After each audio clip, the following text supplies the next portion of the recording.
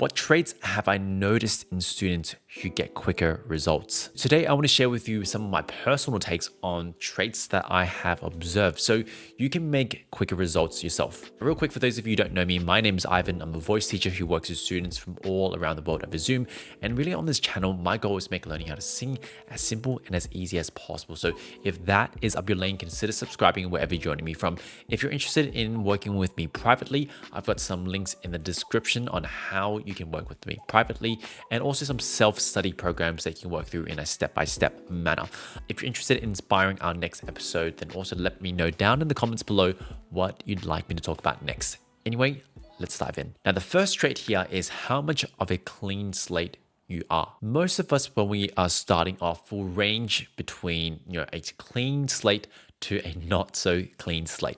Now, how I describe clean slates are basically those who haven't really learned how to sing correctly. They haven't really developed their technique, but they also don't have a lot of bad habits getting in the way. Now, what's really good about these students is all I really have to do as a voice teacher is layer on good, clean, healthy technique and coordinations. But as I said before, the reality is not all of us are going to start from such a clean slate. For some of us, we might have latched onto incorrect kind of sensations or technique earlier in life. Maybe we received some poor guidance or even told that we couldn't sing.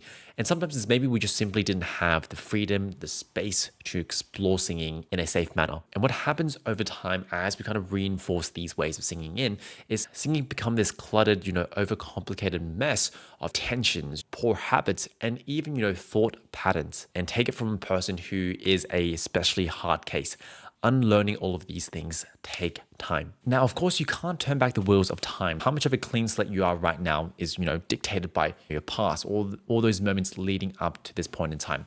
This is outside of your controls. But what you can control is how much of a clean slate you will be moving forward.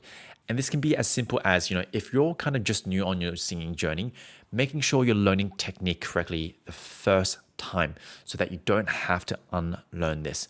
Or maybe you have been kind of going for some time and you've noticed that you've got some bad habits. Commit to unlearning those habits and just exploring your approach or your technique, even if it means you sound a bit worse. Because often when we're unlearning a lot of coordinations, it just simply reveals a lot more of the weakness.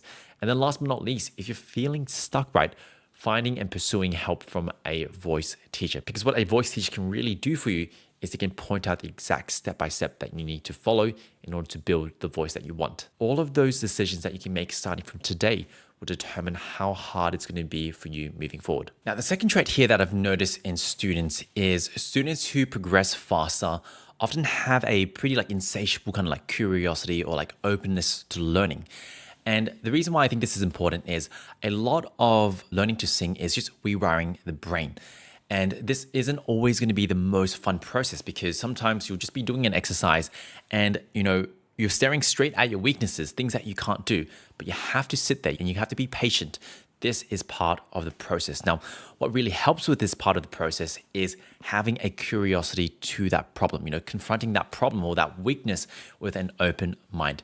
Now, let me highlight this with an example. Oftentimes, I'll be in a lesson with a student and I'll get them to start off with an exercise that they do pretty well. And then I'll challenge them to an exercise in a very similar kind of context, but slightly different. And often they won't do this exercise as well. This is part of the process, right? This is how we learn how to sing, learning how to kind of translate these coordinations across different scales. Now, what I've noticed is students with a bit more of that kind of resistance emotionally or mentally, usually they'll default to thoughts like, I can't do this, my voice isn't capable of this. Or even sometimes they might just straight up try to go to something completely different rather than sticking with a challenge. Whereas someone with a bit less of that resistance, right? You'll notice that they actually genuinely get excited about the challenge, or they get excited that they found a weakness in their voice.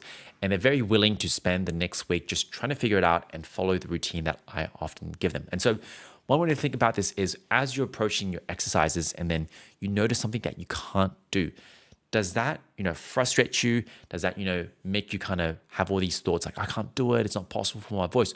Or do you genuinely get excited about your voice, excited that it can change and that I might be able to do that one day? That is what I'm talking about here. Now, the third trait that I've noticed with students who progress faster is that they'll often have the ability to not deviate.